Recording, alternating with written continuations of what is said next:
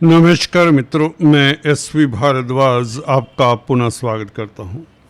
दोस्तों, राहु की चर्चा लेकर एक बार फिर से आपके समक्ष प्रस्तुत हूं। दोस्तों, मंगल के साथ राहु का जबरदस्त राजयोग बन रहा है। आज से राहु क्या देगा आपको इस अवधि में? मंगल से संबंध भी बना रहा है। आज से मंगल से संबंध का मतलब मेरा ये है कि धनिष्ठा नक्षत्र में आ रहा है, जिसकी चर्चा पूरे इंटरनेट पर है, पूरे ज्योतिषीय वीडियोज में है। तो हम बात मुख्यतः इस वीडियो में मंगल और राहु की करेंगे। शनि की चर्चा हम कर चुके हैं। राहु के साथ शनि का संबंध जो कि आपके भाग्य में वृद्धि करने वाला है। हालांकि शनि वक्री होकर पीछे मूव कर रहे हैं, परंतु राहु यहाँ पर कैटालिस्ट है। तो विदेशी कामकाज में सफलता, एक्सपोर्ट इंपोर्ट में सिल्वर लाइनिंग, जी हाँ, सिल्वर लाइनिंग जरूर नजर आ जाएगी। विदेश जाने के चांसेस बढ़ जाएंगे। विदेश में सेटल्ड है तो कहीं राहत का समाचार आपको मिल जाएगा या राहत मिलेगी, क्योंकि 9th हाउस लंबी यात्राओं का है। राहु वायु तत्व में है, कुंभ राशि वायु तत्व की राशि है। तो राहु तो विदेश की यात्रा करवाता ही करवाता है, खासकर जब शनि से प्रभावित हो। अब तो मंगल से प्रभावित, लाभ की स्थितियां, धन का दरिया हम अक्सर कहा करते हैं। हालांकि धन किसके पास कितना आएगा आपकी कुंडली के ऊपर भी निर्भर करता है। ये जनरल राशिफल है दोस्तों। एक भिखारी की कुंडली भी मिथुन राशि की हो सकती है, एक प्रेसिडेंट की रियासत के किंग की, एम्परर की भी कुंडली मिथुन राशि की हो सकती। तो सभी के लिए सभी के लिए समान फल मिले, एक जैसा फल मिले सभी को, ये जरूरी नहीं है, क्योंकि हर किसी की कुंडली के अपने राजयोग होते हैं। तो यहाँ पर इसलिए कई बार आप कमेंट करते हैं कि आपको इतने महीनों से, सालों से सुन रहे हैं, मुझे लाभ नहीं हुआ।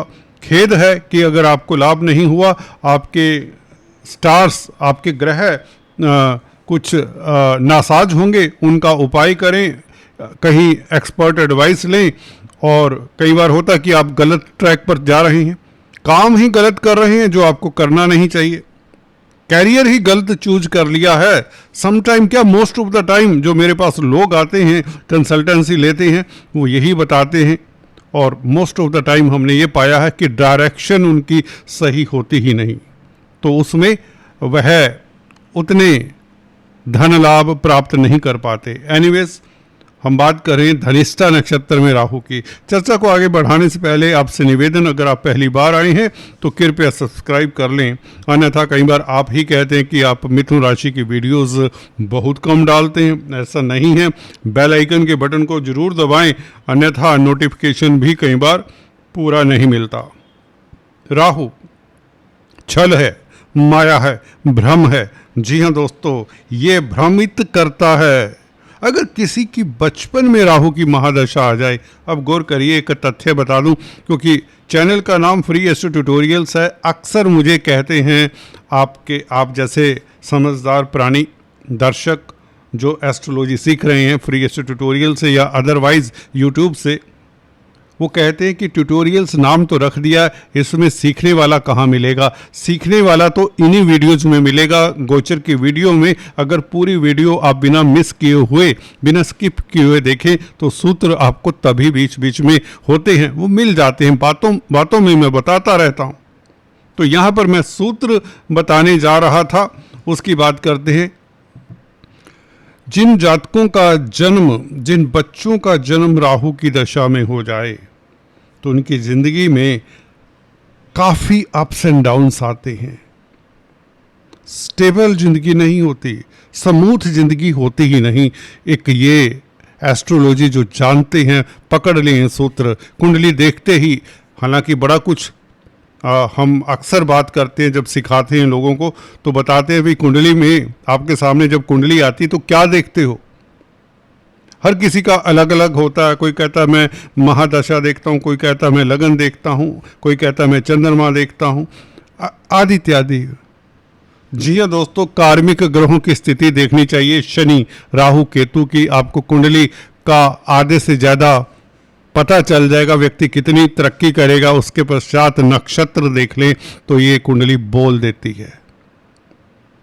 जी हाँ, नक्षत्र को देखना मत भूलें, चंद्रमा किस नक्षत्र में होता है, नक्षत्र बहुत कुछ कहता है। एनीवेज, हम राहु की बात कर रहे हैं। राहु मंगल के नक्षत्र में, देखिए नक्षत्र की ही चर्चा है, नक्षत्र का बोलबाला तो है। और राहु का देखिए राशि अपना कोई नहीं है, राहु का अपना कोई राशि नहीं है, कोई मलकियत नहीं है किसी राशि के ऊपर राहु का। हालांकि कहते हैं कि राहु उच्च का होता है वृषभ राशि में और मिथुन राशि में। जी हां, दोनों में ही स्ट्रोंग होता है।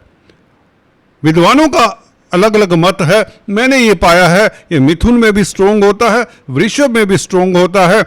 ज्यादा मुझे कई बार स्ट्रोंग यह है मिथुन में लगता है दोस्तों, पर वो भ्रांति भी हो सकती है, क्योंकि हजारों कुंडलियों का अवलोकन किया है तो कह नहीं सकते कि मिथुन और वृषभ में से किसको पहले रखें। तो दोनों में ही उच्च का माने हम। और नीच का होता है ये धनु राशि में, गुरु की राशि में। गुरु तो मित्र नहीं है राहु, गुरु चंडाल दोष सुना होगा। तो एनीवेज, तो हम बात कर रहे थे राहु की अपनी कोई राशि नहीं होती। जी हाँ, कन्या और तुला भी ये बुध की राशि, तो यहां भी अच्छा फल देता है। शनि की राशियों में भी अच्छा फल दे देता है, अगर शनि भी अच्छी स्थिति में हो, ये मुझे कंडीशन देखने को मिलती है। कुंभ राशि में फिर भी अच्छा फल देता है। मकर में आप चेक करके मुझे बताएं दोस्तों कि आपका क्या अनुभव है मकर राशि में राहु हो तो। मैं अपना अनुभव भी शेयर करूंगा, कमेंट करके जरूर बताएं। आपके कमेंट का जवाब मैं अक्सर दिया करता हूं, गौर करिए। तो राहु की अपनी कोई राशि नहीं होती। इन राशियों में उच्च का होता है, नीच का होता है वगैरह, ये बताया। अपनी कोई राशि नहीं। झूठ बोलते हैं जो कह देते हैं कि कुंभ राशि इसकी अपनी राशि है। जी नहीं, इसकी कोई राशि नहीं। छाया की क्या राशि होगी?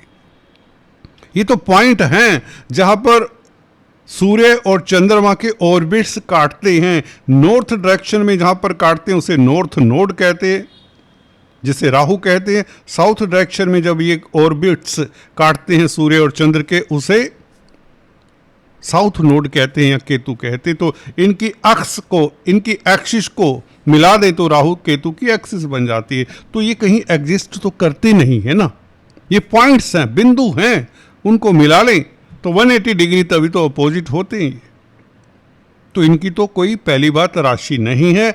और कुंभ राशि में मित्र की राशि है, शनि की राशि है, तो इसे हम कुछ लोग तभी कह देते हैं कि राहु की ये राशि है। एनीवेज, हर किसी का अपना मत है, मतांतर है, हो सकते हैं। तो यहाँ पर राहु दोस्तों, सूत्र सुन लीजिए इसके, क्योंकि 3 नक्षत्र हैं दूसरे ग्रहों की तरह, परंतु राशि नहीं है, आधिपत्य नहीं है। तो शतभिषा, आर्द्रा और स्वाति, ये 3 नक्षत्र है ना। इन तीनों नक्षत्रों का होना यह बताता है कि राहु नक्षत्र रख सकता है परंतु राशि नहीं है। इसका मतलब कुछ तो बात है इस ग्रह में।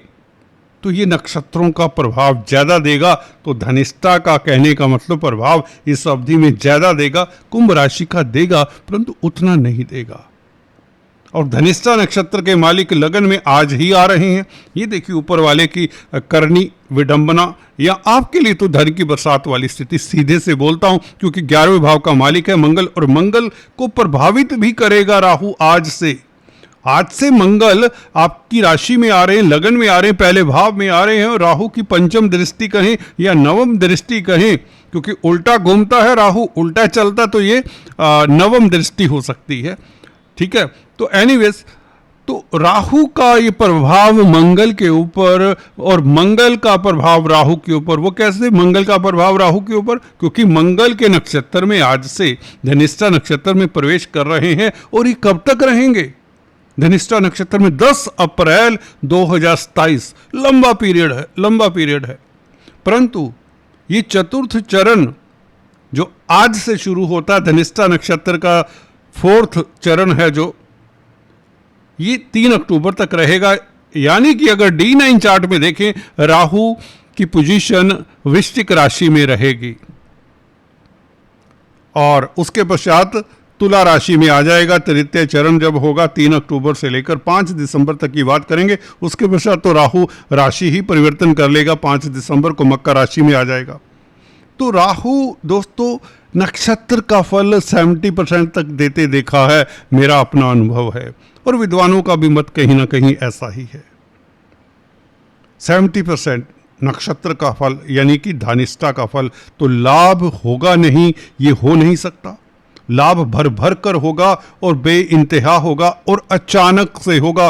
राहु अचानक अकस्मात घटनाओं के जनक हैं। राहु जहां पर बैठ जाए वहां से भी अचानक चीजें घटती हैं। भाग्य आपका अचानक ही साथ देने लग जाता है। अचानक बैठे बैठाए शुभ समाचारों का तांता लग जाएगा, क्योंकि केतु तृतीय भाव में, समाचारों के भाव में, इंफॉर्मेशन के भाव में बैठा है। तो इस अवधि में मुझे लगता है भाग्य के कारण, क्योंकि शनि का भी प्रभाव 9th हाउस के ऊपर बढ़ता चला जा रहा है डे बाय डे। हालांकि शनि मंद गति से चलने वाले ग्रह हैं, 1 डिग्री 1 महीने में पार करते हैं। 1 महीने में 1 डिग्री ही चल पाते हैं। तो भाव 30 डिग्री का होता है, तो आप समझ सकते हैं तभी एक भाव, एक राशि को 2.5 साल लग जाते हैं। एनीवेज, तो राहु लाभ करवाएगा और बेइंतहा करवाएगा, क्योंकि मंगल के साथ संबंध है। मंगल के नक्षत्र में, धनिष्ठा में, तो लाभ होगा, बेइंतहा होगा। एक तथ्य, मित्रों का साथ मिलेगा। लाभ कैसे होगा? जो मित्र आपका साथ नहीं दे रहे थे, जो कॉन्टैक्ट्स आपके काम नहीं आ रहे थे, जो भाग्य ही साथ नहीं दे रहा था, अब देखिए लाभेश का संबंध भाग्य स्थान में बैठे हुए राहु के साथ हो रहा है। देखिए जिसका मंगल ही देखिए एक और बात बता देता हूं। अगर आपकी कुंडली, आपको मालूम है, अगर मिथुन लग्न राशि की कुंडली है आपकी और 9th हाउस में मंगल बैठा है, तो आपके पास धन कैसे आता है? भाग्य के कारण ज्यादा आता है। सो यत्न प्रयत्न करते रहें, धन उतना नहीं आएगा आपके पास, परंतु कुछ ऐसे स्तोत्र होंगे, ऐसे सोर्सेज होंगे जहां से आपके पास धन आता रहेगा। This is going to happen here also, because 11वें भाव का मालिक मंगल संबंध बना रहा है। एक तो लगन में आ रहा है, तो आज से लक्ष्मी योग वैसे ही बन रहा है। मंगल के राशि परिवर्तन की भी चर्चा हो जाती है। साथ ही साथ मंगल का ये परिवर्तन आपके लिए सुखद रहेगा, बेहद सुखद रहेगा। और 6ठे भाव का भी मालिक है मंगल। 6ठा भाव कोर्ट कचहरी का है, दुश्मनी का है, और मंगल लगन में बैठे तो जोश देता है।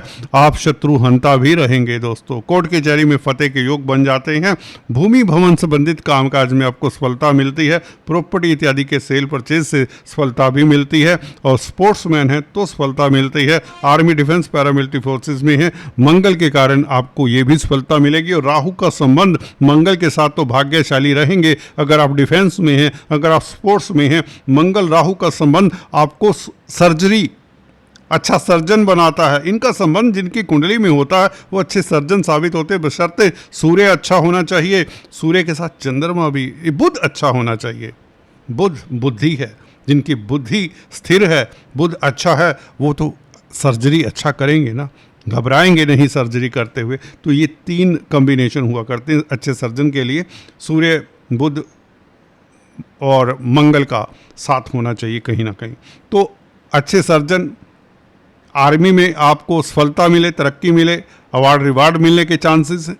जी हाँ दोस्तों, ये मंगल का यहाँ पर आना, आप प्रतिष्ठा पाने वाले हैं। 11वें भाव का मालिक लगन में हो तो प्रतिष्ठा तो बढ़ती है। और राहु के साथ संबंध, धनिष्ठा में राहु अब रहेगा। 5 दिसंबर तक धन की बरसात वाली स्थिति लाभ भाग्य के कारण होता रहेगा। और खासकर एमएनसीज में जो कामकाज करते हैं उनके लिए स्थितियां और भी बेहतर रहेंगी। मल्टीनेशनल कंपनीज में कामकाज करना चाहते हैं तो कई सारे मौके मिलेंगे। अगर आप थक चुके हैं जॉब से, प्रेजेंट हालात से, नौकरी को चेंज करना चाहते हैं, तो शनि भी यही कहते हैं कि आप जॉब तो चेंज करेंगे, क्योंकि 10th हाउस में बैठा हुआ शनि मूव करने जा रहा है अपने भाव की तरह 9th हाउस की तरफ।